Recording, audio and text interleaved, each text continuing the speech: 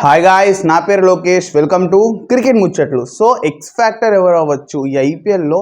ఈ 10 టీమ్స్ ఏదైతే ఉన్నాయో ఈ టెన్ టీమ్స్లో గేమ్ చేంజర్ ఎవరు అవ్వచ్చు, ఎక్స్ ఫ్యాక్టర్ ప్లేయర్ ఎవరు అవ్వచ్చు? సో దాని గురించి అయితే మనం మాట్లాడేసుకుందాం అనమాట. Let's start the video.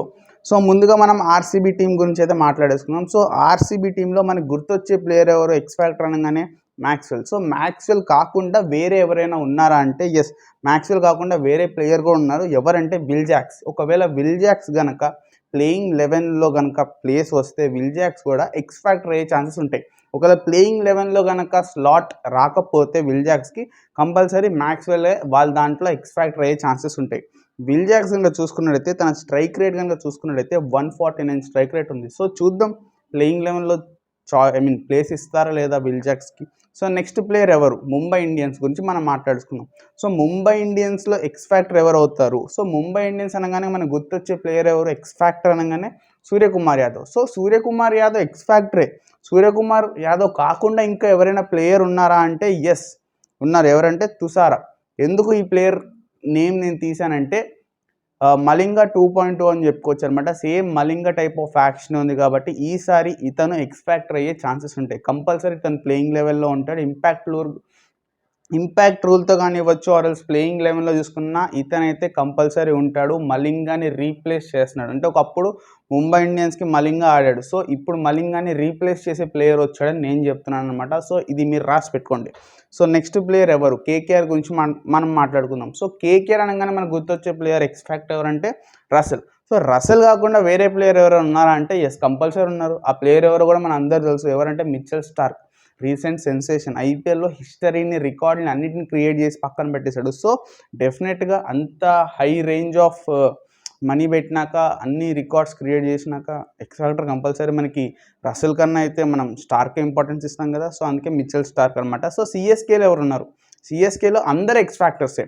So నాకు తెలిసినంత వరకు ఈసారి ఎవరు ఎక్స్ ఫ్యాక్టర్ అవుతారంటే మిచెల్. ఎందుకంటే అతనికి స్ట్రైక్ రేట్ 138.6 ఉంది. అతను స్పిన్నర్స్ని సూపర్గా ఆడతారు, యాజ్ వెల్ యాజ్ పేస్ బౌలర్స్ని కూడా బాగా ఆడతాడు. సో ఇట్లాంటి ఒక ప్లేయర్ని ధోని ఎట్లా యూజ్ చేసుకుంటాడు అనేది చూడాలి. కంపల్సరీ ఇతన్ని అయితే ప్లేయింగ్ 11లో ఆడిపిస్తారు. ఇంపాక్ట్ రూల్గా ఆడిపిస్తారా లేకపోతే ప్లేయింగ్ 11లో డైరెక్ట్ ప్లేస్ ఆడిపిస్తారనేది చూడాలి. సో ఇతనైతే మోస్ట్ ప్రాబుల్ ఎక్స్ ఫ్యాక్టర్ అవుతాడని నేను అనుకుంటున్నాను.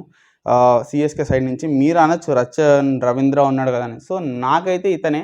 సో మీరు ఏ ప్లేయర్ అనుకున్నారు కింద కామెంట్ సెక్షన్లో కమెంట్ చేసేయండి. సో నెక్స్ట్ ఏ టీం? నెక్స్ట్ ఆర్ఆర్ టీంలో ఒక చిన్న కన్ఫ్యూజన్ ఉంది.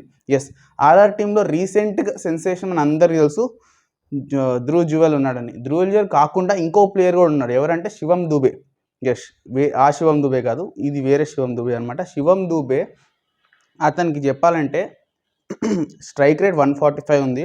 ఒక 2 to 3 ఓవర్స్ బౌలింగ్ హెల్ప్ కూడా అంటే టీమ్కి ఒక 2 hours to 3 hours బౌలింగ్ కూడా చేస్తాడు. And also hard hitting batsmen, ఒక ఆల్రౌండర్ టైప్ బ్యాట్స్మెన్ కూడా చెప్పుకోవచ్చు. అండ్ ఆల్సో మిడిల్ ఆర్డర్లో వచ్చి లాస్ట్లో 6 కొట్టి మ్యాచ్ని గెలిపించే సత్తా కూడా ఉంది. సో అందుకని ధ్రువ్ జువెలా ఇతనా అంటే మోస్ట్ ప్రాబబ్లీ శివం దుబేనే నేను ఎక్స్ ఫ్యాక్టర్ అని చెప్తాను. బట్ చూద్దాం ప్లేయింగ్ 11లో ఎవరికి ఛాన్స్ ఇస్తారు. ఒకవేళ ఇద్దరికి ఛాన్స్ ఇస్తే ఇద్దరిలో ఎక్స్ ఫ్యాక్టర్ ఎవరు అవుతారో కూడా చూద్దాం. సో నెక్స్ట్ ప్లేయర్ వచ్చేసి డీసీ అంటే ఢిల్లీ క్యాపిటల్స్. సో ఢిల్లీ క్యాపిటల్స్లో ఎవరున్నారంటే నేను ఢిల్లీ క్యాపిటల్స్లో ఓన్లీ పంత్ గురించే వెయిట్ చేస్తున్నా. పంత్ కంబ్యాక్ గురించే వెయిట్ చేస్తున్నా. సో పంతే నా ఎక్స్ ఫ్యాక్టర్. మీరు చెప్పండి, ఢిల్లీ టీంలో ఎవరైనా ఎక్స్ ఫ్యాక్టర్ ఉన్నారా? ఎవరు లేరు. పంత్ గురించే మనం అందరం వెయిట్ చేస్తున్నాం. పంతే ఎక్స్ ఫ్యాక్టర్. సో నెక్స్ట్ మనం పంజాబ్ కింగ్స్ గురించి మాట్లాడుకుందాం. సో పంజాబ్ కింగ్స్ కనుక చూసుకున్నట్టయితే నేనైతే శామ్ కరణ్ అనుకుంటున్నాను ఎక్స్ ఫ్యాక్టర్. ఎందుకంటే లాస్ట్ ఐపీఎల్ అతనికి అంత సూపర్ రికార్డ్స్ అయితే లేవన్నమాట. స్ట్రైక్ రేట్ వచ్చేసి 143 ఉంది, 42 వికెట్స్ తీసాడు. కాకపోతే అతను ఒక ఆల్రౌండర్, ఒక మంచి fielder, left arm bowler, left hand batsmen కాబట్టి మోస్ట్ ప్రాబబ్లీ ఈసారి ఐపీఎల్లో అతను కంబ్యాక్ ఇచ్చే ఛాన్సెస్ ఉంటాయి. సో అందుకని ఎక్స్ ఫ్యాక్టర్గా నేను అనుకుంటున్నాను. అతను కూడా తక్కువ మనీకి ఏం వెళ్ళలేదు, అరౌండ్ 18 crores వెళ్ళారు. అతన్ని రీటైన్ చేసుకున్నారంటే మీరు చూసుకోండి అతని సత్తా ఎట్లాంటిదో.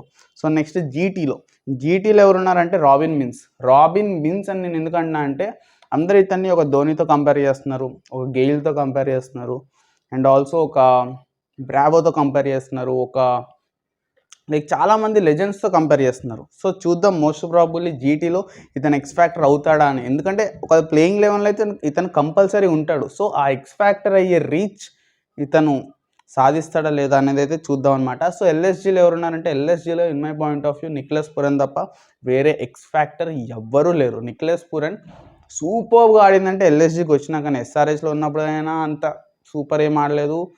పంజాబ్తో ఉన్నప్పుడు కూడా అంత సూపర్ ఏం ఆడలేదు అతను. సో ఎల్ఎస్జీకి వచ్చినాకనే ఆడాడు. సో ఎల్ఎస్జీకి ఎక్స్ ఫ్యాక్టర్ తనే, ఇంకా వేరే వాళ్ళు ఎవరు లేరు.